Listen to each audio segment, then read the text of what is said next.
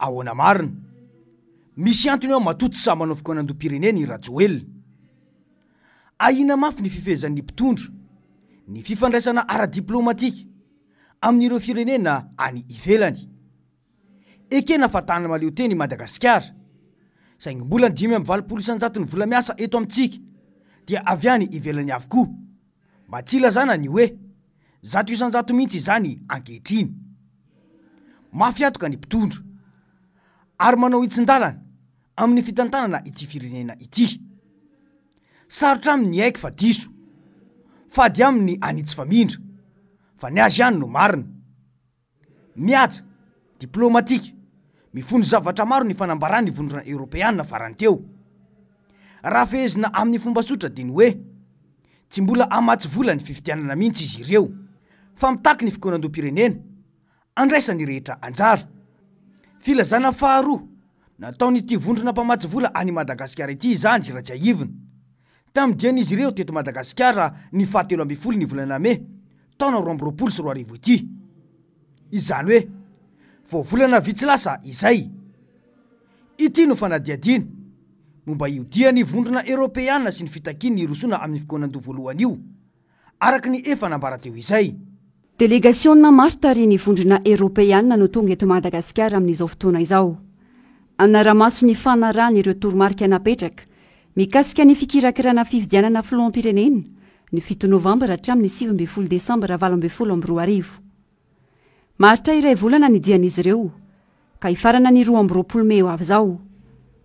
Eo na mivantana tamin'ireo seha-panjakana, fiarahamonim-pirenena, antoko politika maro na avy amin'ny fitondrana na ny fanoeran'izy ireo, naka ny hevitra sy ny fanatsarana rehetra ahafana mametraka fifidianana mirindra izay ho atao ny taona 2024 avy io. Lafin-javatra maro no vohitra tamin'ireo fionana, ka no mafisina tamin'izany ny fanaran'ireo toromarika efa napetraka ny taona 2024. Lesoka hitan'ireo mpanaramaso ny tsy fananany sony ny fahaleovantenany, ny tsy fisiany fahalalana maneho hevitra sy ny tsy famelana ny mpanao gazety hiasa malalaka, fa indrindra ny tsy fisiany mangarara amin'ny fampiasam-bola ny antoko politika. Betsaka ireo lesoka izay miainga avy amin'ny lalam-pifidianana ka ilaina fandraisana andraikitra faran'izay aingana toy ny fanavaozana tanteraka nan'ireo fontiny lisam-pifidianana, ary lehibe indrindra ny tokony irisona amin'ny fikoanan-doham-pirenena ho fanatsarana ny fifidianana amin'ny taona 2024 avy io. Kion-dalana lehibe ahafana manatratra ny tanjona ny fivoriany antenimera amin'izao fotoana izao io raha ny fanazavana. Laram-pamiaina tokony ho atao vendohan-draharaha ny fanomezana famatsim-bola manokana ny sony. Mijoro ny vondrona Europeana amin'ny fanampiana ny firenena mba hisiany tena demokrasia amin'ny fanatanterana ny fifidianana. Miantso ny tompona ndraiky mpanjakana rehetra izy ireo ampiatra sy ny anao nezaka rehetra atanterana ireo toromarika mba hisiany mangarara sy nitsiny amin'ny fanatanterana ny fifidianana manaraka. Mazava izany, ny 17 ny volana Mey no efa nampitsidika io resaka io ny vondrona Europeana tonga teto Madagasikara. Fampatsiahivana fanroany izany nataon'izy ireo ny 17 ny volana Aogositra teo iny. Nanamafindray mantsy ny vondrona Europeana eto Madagasikara tamin'ny alalan'ny filohany Giovanni Di Girolamo fa tena ilaina ny fifampiresahana amin'ireo sampanao politika rehetra mialoha ny fifidianana. Izany dia mba azahoana voka-pifidianana madio, mangarahara ary ekeny rehetra ho lavitry ny korontana aoriny ny fifidianana no antony. Hoy indrindra mantsy ny fanazavana nandritra io fanadiadiana io hoe je crois que c'est utile qu'il y a une vie politique, disons, détendue, où les gens effectivement puissent se parler, qu'il y a tous les garanties en termes de liberté d'expression, etc., qui sont nécessaires, je crois, pour un fonctionnement d'une démocratie mûre. Et donc, il faut... évidemment, le dialogue, c'est toujours bien, pourvu que ce soit fait, effectivement, d'une façon constructive, je veux dire. Le dialogue peut... Si est fait, et là c'est une décision vraiment souveraine des Malgaches, là, vraiment on ne va pas non plus, on n'a pas l'ambition d'arranger la politique malgache nous-mêmes, c'est au-delà de notre rôle. Simplement on a des valeurs fondamentales, et parmi ces valeurs il y a évidemment la démocratie, les droits de l'homme, le respect des libertés individuelles et collectives, les droits civils et tout le reste. Donc là, effectivement, chaque pas que le pays fait en direction de ces valeurs, on les juge positivement. Mazava amitsika rehetra angamby izany. Ilaina ny firosoana amin'ny fifampidiniana mialohan'ny fifidianana na ny concertation hoy ny fanazavana teo. Io izay azo lazaina aloha izany. Fa tsy mbola isy ny famatsim-bola ho an'ny fifidianana ho an'ny taona 2024 raha toa ka miziriziry ny fanjakana. Tsy fanapahan-kevitra tongatonga ho azy ny an'ity vondrona iraisam-pirenena ity satria rehefa miresaka vondrona Europeana dia midika mazava fantsodrano ny tandrefana iray manontolo no ho lavy ny firenetsika. Ho fahavoazana sa ho tombony ho an'ny mpitondra mijoro-ankehitriny ny fisiany izany endrika fanerena na veto avy amin'ny Europeana izany. Sa ve mihevitra ny anita-dalana ny mpitondra satria tsy vitany roa na 3 andro izany fokoanandoha ikaroana vahaola reheto izany ka afaka mitatra ny fotoam-pitondrany ny firenena.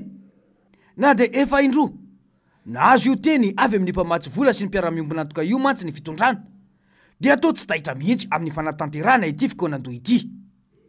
Midika izany fa matoa malaina ny roso amin'io i Rajoelina sy ny ekipany dia misy ny tombontsoan'izy ireo voatohitohinao. Izay ny fitondrana arefarefa amin'ny tany mantsy ilay ady hevitra momba io fokoanandoha nasionaly io. Asesika mafy ao an-tsain'ny vahoaka fa vita dia avantseza no ataon'ireo mpanao politika izay mitaky ny irosona amin'ny fokoanandoha nasionaly io eto amintsika.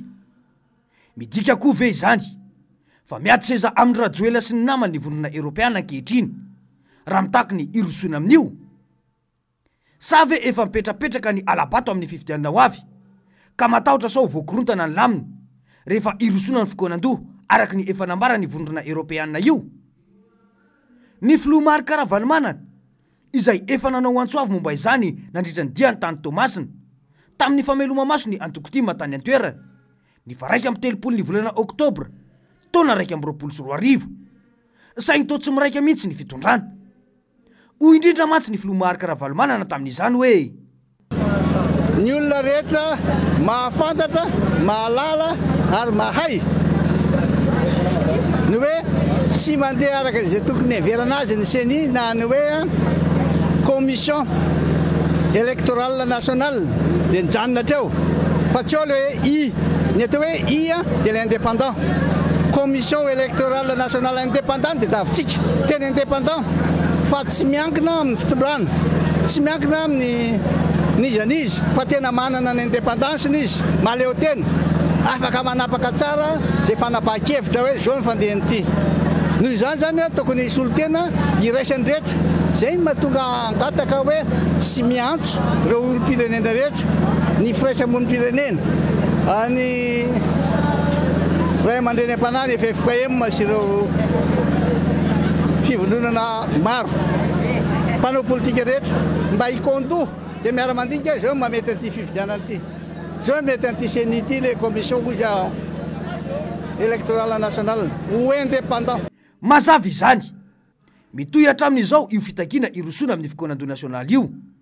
Saingy hatramin'izao dia tsy tapa-kevitra ny Rajoelina sy ny namany. Ny tazana aza dia ny fanoloana sy ny fanendrena ireo lehibe pokotany mba hifanaraka amin'ny ataon'izy ireo no hiazakazahany tahaka ilay nitranga tetsy manakambahiny ireny. Hoy mantsy ny fanadiadiana hoe raha le président teo aloha tsy mbola isy problème taminay fokon'olona fa tena manara-maso manao zay mety mahitsy le président ary tena tianay fa ireto olo reto sady tsy mipetraka eto amin'ny fokotaninay fa any tsy adana nefa atao président fokotany eto ohatrany tsy mety aminay kosa aloha le izy eto aminay be dia be ve dia hoana no hoanina laina tsy manaiky izay tompoko fa nga tsy misy olona fa madame Lanto député mba arovy le vahoaka fa izy ataonao akitrano trano foana ohatran'izao mbola le taloha ihany ve mitohy madama. Mazava izany solombavam-bahoaka IRD izany hoe manohana fitondrana no manolo lehibe pokotany didim-panjakana salalam-panjakana oviana no milaza fa ny solombavam-bahoaka no manolo sy mifidy ny lehibe pokotany fa no manana kajo maloto amin'ny fifidianana ireny. Matahotra mafy ny tsy olany intsony dia ny fiomanana amin'ny alabato no atao tsara fiomana. efa nivondrona mpamatsy vola izao ve no milaza sy miteny ary mamelaka tamainankolaka tahaka ireny de mbola tsy mihaino ihany ny fitondrana fa fitondrana inona re ity efa tsy samy malagasy eto tanyrazana intsony no anaovan'izy ireo mafisofina fa hatramin'ireo sehatra iresam-pirenena ihany koa milaza ho mamim-bahoaka kanefa matahotra fifidianana madio sy mangarahara tanana efa zatra ny tsotra io ka tsy afaka ivokina intsony to miasarotra ny raha politika eto amintsika raha iny fihetsika izay naseho ny vondrana eropeana iny satria to milaza fa miandry karavasy avy any ivelany ve ny fitondrana vao afaka andray fanapahan-kevitra amin'ny fampandrosoana sy ny tombotsoan'ny vahoaka malagasy ny any vondrona eropeana sy ny mpanao politika izay irotsaka mety ho vita ihany fa ny fiainan'ny vahoaka malagasy no loza hopotika tanteraka ity firenena ity satria olona mafiatoka tahaka izany no mitondra sy mitantana tsy mihevitra izay masoany vahoaka fa izay tiany atao no atao eto mpitondra tsy miasa saina amin'izay asoan'ny tanyrazana fa mitady fomba mba hitazomana sy ampanankarenana izy ireo mianakavy matoa i Rajoelina tsy samanao an'io fokonandom-pirenena io na de maro aza no mitaky izany dia ao ny antony satria isan'ny voakasika izany ny fikitiana ny senisy ny HCC eny fa ny lalam-pifidianana iray manontolo mihitsy dia mbola naiky ny vokatry ny adalan'io mpitondra io foana ve isika vahoaka malagasy izay inina hitsahina zo fototra fa ahoana mariny